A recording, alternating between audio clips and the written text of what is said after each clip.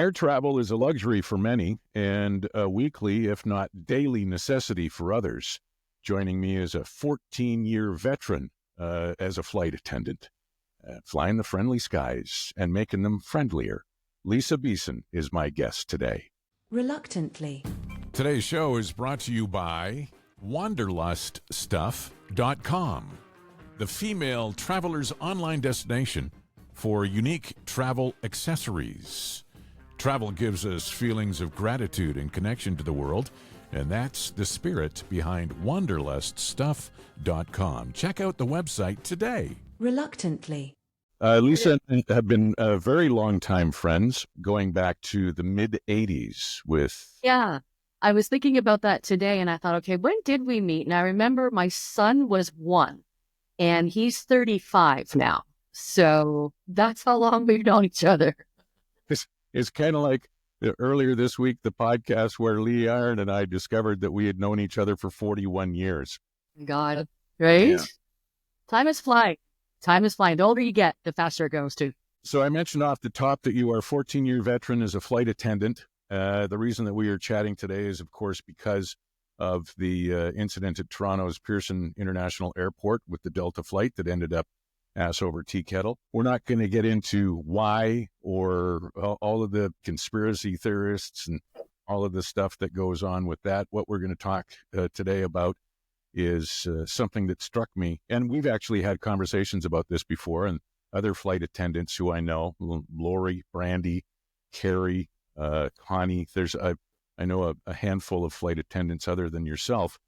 And it's about the importance of flight attendants. So we'll get to that in a second. But first, we talked about the fact that you're a 14-year veteran and retired, as it were, a former flight attendant. Not from working. Right. I would. A retired flight attendant, but you jumped into something that is part of the podcast is the entrepreneurial spirit. And if anybody epitomizes that, it's you with Wanderluststuff.com. Thank you. Yes. It was a little passion project I started in COVID while I was laid off, furloughed by the airline, along with tens of thousands of other people in the industry. And I was really missing travel and missing the feeling of Wanderlust, the feeling that it used to give me when I was traveling, when I was on my layovers and stuff. And just that amazing feeling you get when you get to a new destination and you start exploring, that wonderment. And I was missing that feeling. And I thought, maybe there's a way I could embody that into a retail business, mainly appealing to women, where we could sort of embody that feeling into some of these products. So I spent about a year doing a ton of research, finding travel accessories that were sort of on the Etsy side. So, like sustainably made, ethically sourced, providing jobs for artisans in developing countries, made with recycled materials, that sort of a thing. The whole concept in my brain at the time was, I want to help women or people see the world while I showcase makers from around the world that are doing good for the world. And it just sort of grew from there. Coming from a promotional background, a marketing background, a business background, I mean, if anybody could do it, I knew it was going to be you. Right. You touched on the fact that it's female-oriented, and right at the top of the website says, female travelers online destination for unique travel accessories. But I find myself getting lost in your website from time to time because as interesting as I find it from an entrepreneurial aspect and standpoint, I also find myself looking for interesting things for my daughter, for my wife, and because they do a fair bit of air travel as well. But there's lots of stuff on there. Yeah, there is. And, I really do I do try to make the products, every product has a really unique story, I find. A lot of these makers have some really phenomenal stories, and I think they deserve to be heard and to be showcased. So I'm really glad that you do find a lot of those products interesting. You mentioned the artisans and finding work for people in far off countries and sustainable and just rolling through some of the things. Independent makers, so it's not big companies, corporations, or mass products, mass production, that sort of thing. Female-owned business, empowering that. Family-owned business, also empowering that. The sustainability, fair trade, ethically sourced. There's also the donations to charities and to the planet, handmade. Yeah. So you're touching all 9 bases on the baseball. You're really.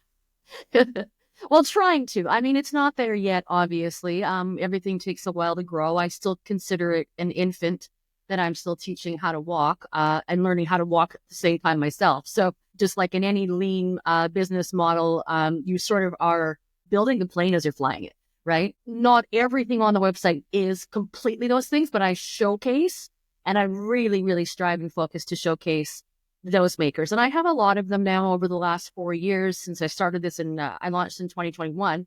I have a lot of them now I'm working with. We're doing really neat collaborations together. I've got makers in India creating bags that say the Okanagan on them that are being sold here in the Okanagan. So it's nice to see.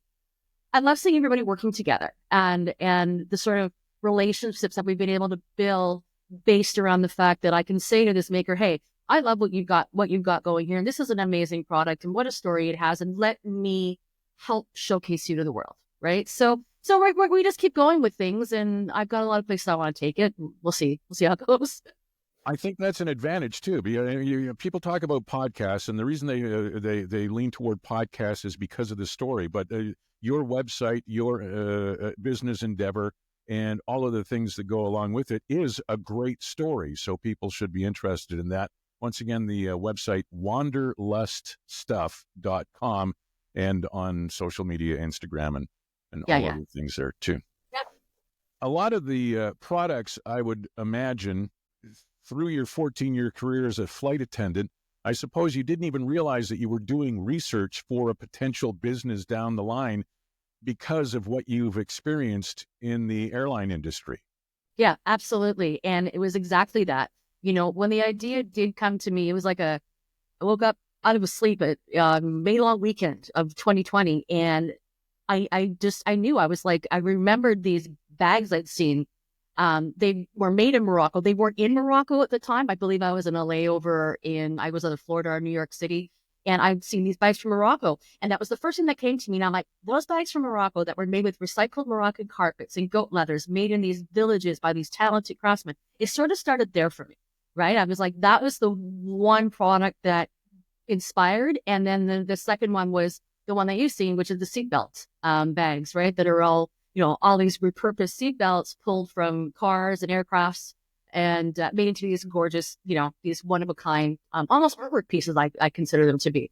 So it is sort of a story of how I was able to, meld my two passions, which is, marketing promotions in my life prior to being a flight attendant, and then my love for travel.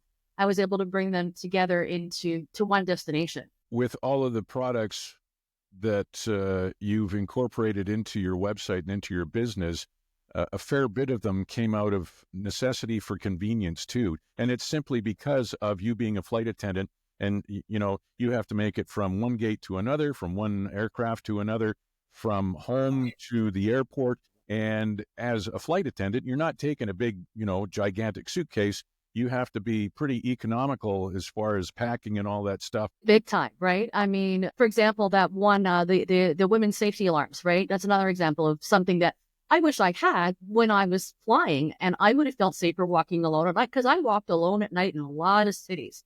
And I never even thought at the time that I should have one of those. I guess it was naive, but I've also known of, flight attendants who've been, assaulted or mugged on the streets. And I thought to myself, when I found that safety alarm, I thought every flight attendant needs this. And this is a matter of safety. And then from a packing perspective, of course, like, we are all packing gurus, I mean, I can do Mexico for a month in a carry-on. You learn how to do those things over time. So it's also, products that are functional, of course, they have to have functionality. Just because they have a cool story behind it doesn't mean that that's the only thing that matters. It has to have function in order for it to be a travel product, right? So both of these together. Reluctantly. Hey there, it's Terry. Thanks for making it this far through the show. I'd like to make you a part of the show as well.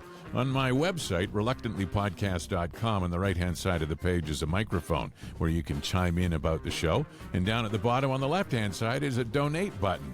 Your support of the show is appreciated to help with production costs and so on. Reluctantlypodcast.com. Reluctantly. When you went from what you were doing to taking that step to become a flight attendant and work for an airline, what was it? What was the impetus there? What was the thing where you said, okay, I have to leave this behind and I'm going to step into the airline industry? We had just moved to out of Alberta into British Columbia to the Okanagan, and didn't know a soul in the city here. And my husband was just getting his real estate business off the ground. And in that business, you have to know a lot of people. So we were here starting a new business and not knowing anybody. And I had actually always been a nervous flyer prior to being a flight attendant. I was one of those people who kind of held on when takeoff and landing, was never really comfortable with it. But my older sister was a flight attendant. And I thought, you know what? I can do this. And when they were looking for people, they were on a massive hiring spree at the time. I thought to myself, you know what? I'm going to give this a whirl. This will be a great thing to have while we're building the business. It's going to provide stability. We had two teenage boys at the time. One's working on the business. The other's got the stability of a role with a major airline. It provided us with flight benefits that enable us to go back and forth to Alberta while we were making the transition. So all those things came into play, and I thought, okay, I'm going to give this a whirl. I got to initial training, which is back then was about 5 weeks long, right? So you were in the base of the airline's headquarters for 5 weeks straight. And by day 3, I said, I can't do this. I'm never going to make it. And it was just on the 3rd day. I had no idea what I was getting into. And by the end of the training, I couldn't believe myself how much I knew now that I'd never known before about safety and medical procedures. And I mean, it's just unbelievable how much training these people have. So my crossover was really built out of necessity for my family, but through it, I found a love for something I didn't know I was going to. I think that's the thing that sticks out the most for me, because as fortunate as, one person or another is to have traveled by aircraft, gone to destinations around the world, or tropical destinations, or just a family sort of thing out to the coast, or whatever the case may be. You walk in and the first person you see in the aircraft is the flight attendant. And it's a good morning, good evening, good afternoon sort of thing. And, this way to your seat. And then everybody's sitting in, buckled up. The flight attendants look at your crotch. And then they're all of a sudden, there's there's this thing with the fingers. And I think that's what people don't see, or they don't know about the 5-week training to start. And then there's the ongoing training and qualifications and all of that. Yeah. And the yearly upgrading, for lack of a better term. I remember you posting on Facebook about that, and it's a grueling process, isn't it? Yeah. I gotta tell you, I don't miss that. It is so stressful. Requalification every year it's a very stressful procedure. People wouldn't realize that you're there for 3 or 4 days back in your headquarters. Not only have you written a number of written exams, right, that you have to have like 85 to pass, but now you're doing you're writing first aid training exams. You're performing first aid training. You're doing full on crash scenarios with everything you can imagine happening: water, smoke. You get thrown some really crazy scenarios in this training, but boy, oh boy, does it ever prepare you for like what happened in Toronto, right? The reason that went so well, it was a joint up between the entire crew, pilots and the flight attendants, but it's amazing that nothing worse happened and that those flight attendants were still able to evacuate the aircraft in 90 seconds. It was unreal. Do you have any personal experiences of emergency situations that you can share? I didn't. I never really experienced anything. I had a couple of severe turbulence moments that scared the living what out of me. Where, we did a drop of 5,000 feet and, everything opens and the drinks are on the floor and there's glass everywhere. And so I've had a couple of those things happen. But apart from that, no, I've never been in a situation, thank goodness, where I've actually had to use those skills. And that's the funny thing that people don't realize about the training is that for the 5 weeks you're there, you maybe spend a day on how to serve a Coke. The rest is everything you hope to God you're never going to have to use, right? But you're sure ready for it if the time comes. What you said, no real personal emergency experiences aside from turbulence. What about incredible situations with passengers, like stuff that was like, wow, I cannot believe that happened because of the group that's on this aircraft right now? So many. people really, well, I think I've told you I've got a little book in the works. I've been working on it for a couple of years where I don't know what happens to human beings when they get into an airport or even further on into an aircraft, but they change. I know what happens to them. They become 30% dumber. Absolutely. At minimum. Okay. At minimum. So, I mean, I've had some interesting moments. A lot of it always is, around intoxication. So many issues end up being around intoxication. I remember this one guy, I wouldn't serve him another beer, and he came right up to me and he's poking me in my chest real hard like this. Right. And I'm like, oh man, like I started to shake because I'm like, something's going to go down here. Like I have to figure out how to protect myself. This guy might, like, he's like in my galley. Like I'm at the front of the aircraft. I'm the lead flight attendant that day. He asked for another beer. I said, sorry, I've already given you, 2 or 3. I can't remember what it was at the time. And it was only a short flight. Like it was something like Vancouver to LA, like 2.5 hours or something. And he came back to me and he's stuck really in my face and he's, he's poking me and he's like, I want that drink. You're going to get me that drink. And I thought to myself, okay, this is where my training is going to come into play. And I was able to actually diffuse things, very nervously, albeit, but I was able to diffuse the situation and my crew came to my side almost immediately. Like those things, just the training kicks in like you wouldn't believe.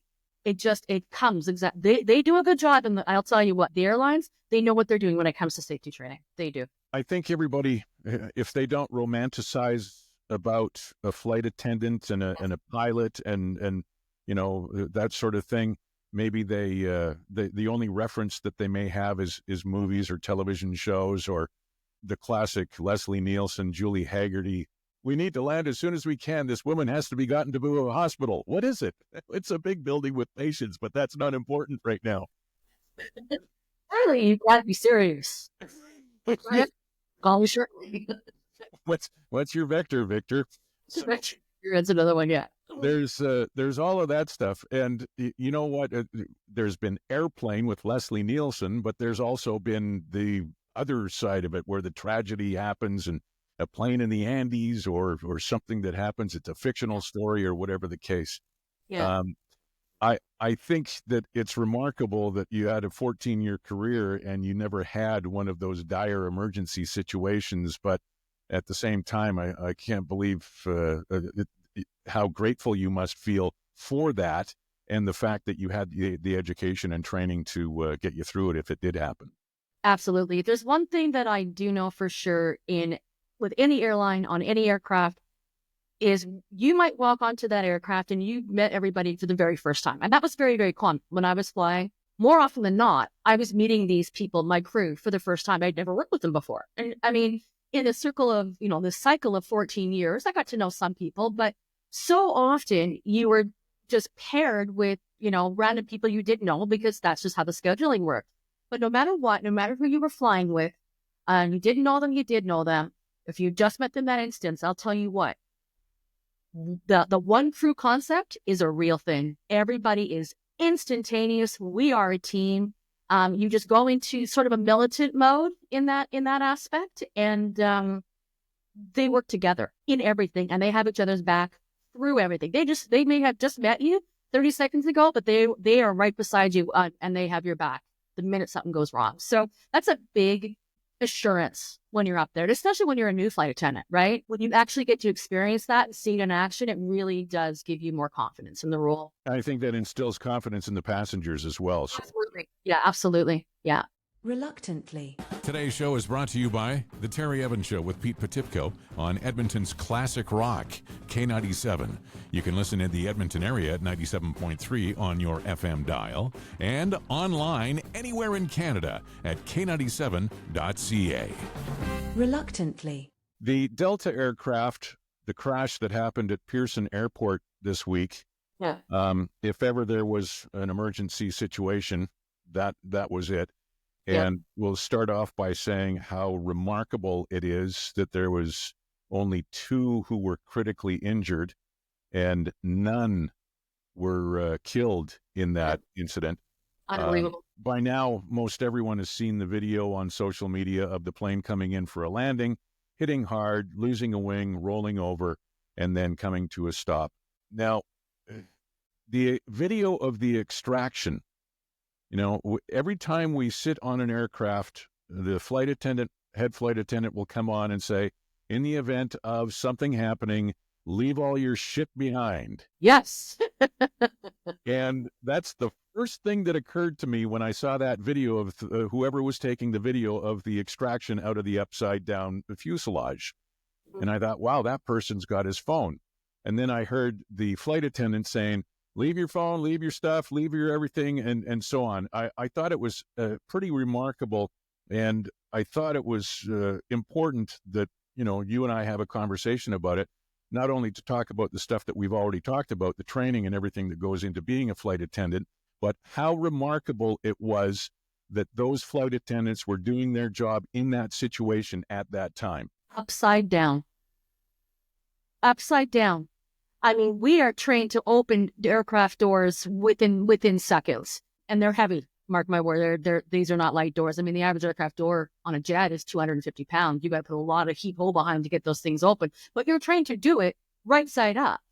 The fact that they were able to, after flipping over, and then obviously, releasing their seatbelt, falling, and were able to go and open those doors upside down and evacuate people in 90 seconds is just an absolute testament to how trained that crew was. I think that they showed some people's reactions on the news talking about how apprehensive they are about air travel and how they might not book for a little while, just giving the situation that happened.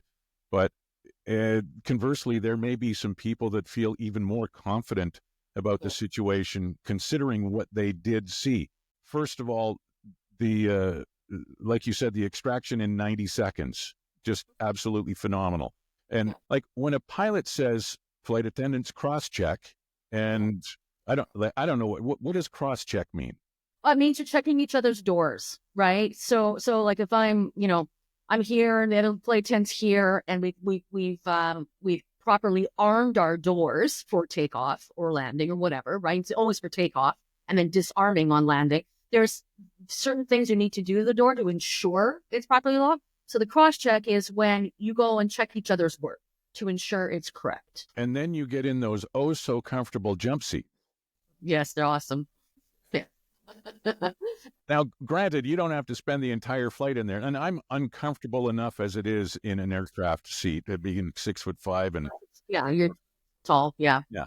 But you spend most of the flight on your feet for the most part. If it's under 2 hours, and then maybe there's a rest break or something. Not if you're going to Cancun or Vegas or Nashville, you're not sitting ever.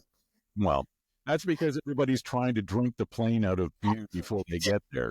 Exactly.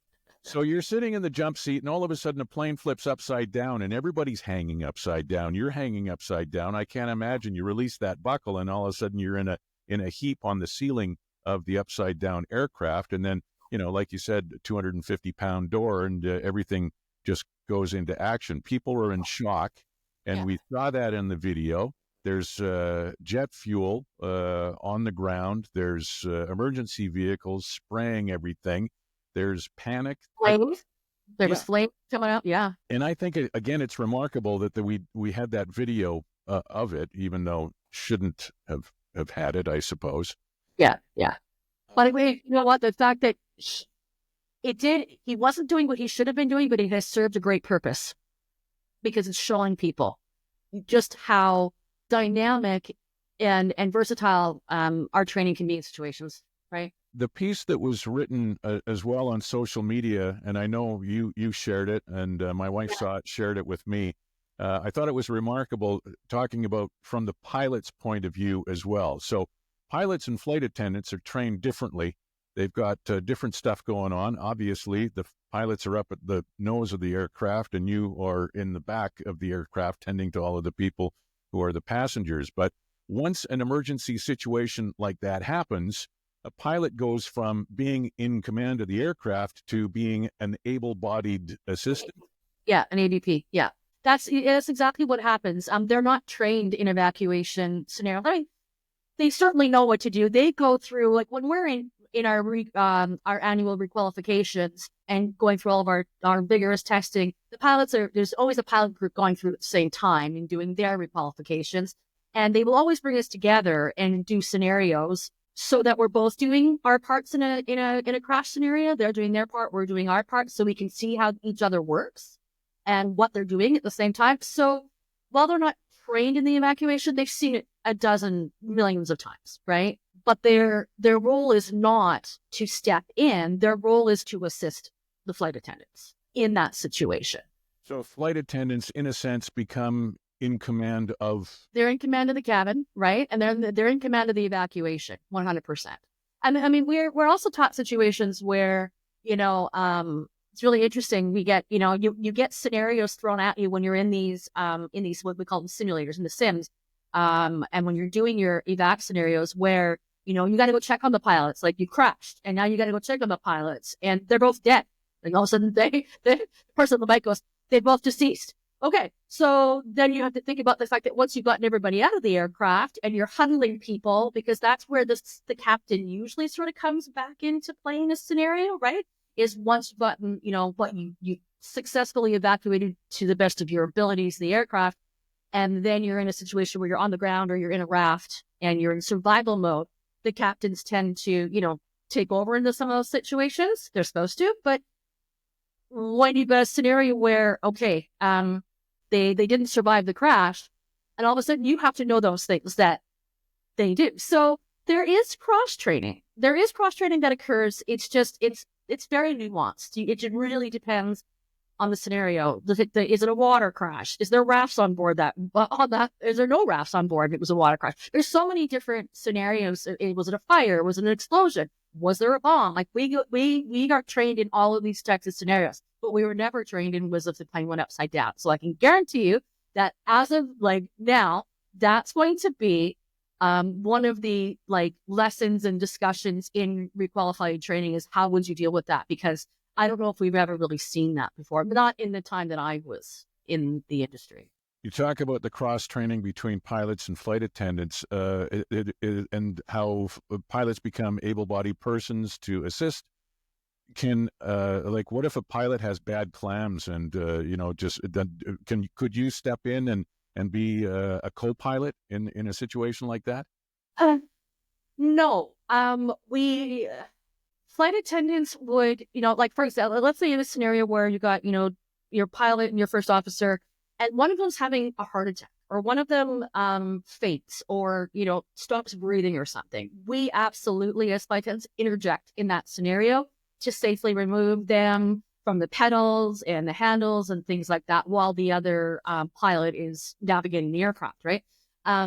But we don't actually ever, step in a situation and, jump into that seat and do anything like you see on an airplane. No, we don't do that. Well, I think what this, even though that guy wasn't supposed to have his phone and be doing a video on the extraction from the aircraft, I think what that did was it has shown everyone that flight attendants deserve more respect for their importance in daily air travel. And I know there's thousands of planes in the air right now, all over the world, and the importance and the education of flight attendants is paramount. So it's not just somebody who's bringing you a Coke or a beer on your way down to Jamaica. Yeah. No, it's true. And I mean, the majority of, the public doesn't realize that. And flight attendants, they're aware of the fact that they don't, the average Joe public doesn't realize the amount of skills and training that flight attendants have. Kind of used to that being underappreciated in that way, right? That even goes to it the way a flight attendant is paid. They're only paid when they're in the air. Yeah, it's been a thing for many years. Flight attendant pay, and it's been structured the same way. I mean, I can't speak for Europe or Asia, but in North America, the pay structure is pretty much the same. Now, keep in mind, I haven't flown in, it's going to be 5 years next month. God, time has flown, since I last operated. I last operated an aircraft on St. Patrick's Day, 2020, repatriating a bunch of people back from Orlando to Calgary, and the next day the world shut down. Anyway, so it's been 5 years, but I don't believe anything has changed much in terms of how pay is structured. But when I was a flight attendant, and long before I was, the way it worked was basically from door closing to door open is when you're paid. So once that cabin door closes, the clock starts ticking and you start getting paid. And once that cabin door opens, the clock stops and you stop getting paid.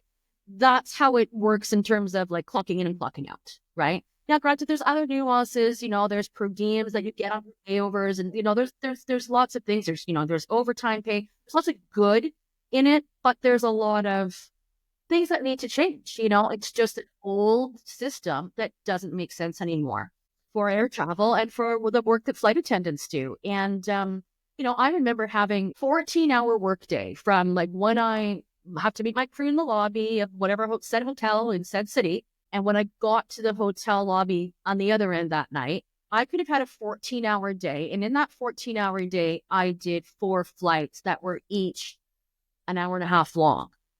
I only got paid 6 hours for the 14 hours I was on duty. And that's how it works, right? So there's a big momentum. There's a movement happening in Canada called Unpaid Work Won't Fly, which is a movement that a lot of the flight attendant unions are sort of collaborating on together to try to change some of this just really stale and outdated pay structures. Well, hopefully the video and the efforts of the flight attendant, the crew that was extracting the people from that Delta plane at Pearson International will lend toward that and help with that initiative. I have one more question, not to downplay the importance of a flight attendant or any of the flight crew or anything like that, but do you really need to put your phone on airplane mode? Not anymore. Like, it can interfere with instrumentation. It is a proven fact. Has it ever really, I'm not going to say for sure because I am not a pilot and I'm not even, in the industry anymore. It's a best practice. Just like keeping your seatbelt on is, right? If that plane in Toronto, those people didn't have their seatbelt on, there would have been way more people that would have been deceased. Yes. And if this wasn't a perfect example for getting people to pay just a little bit more attention to that introductory emergency card, I don't know what is.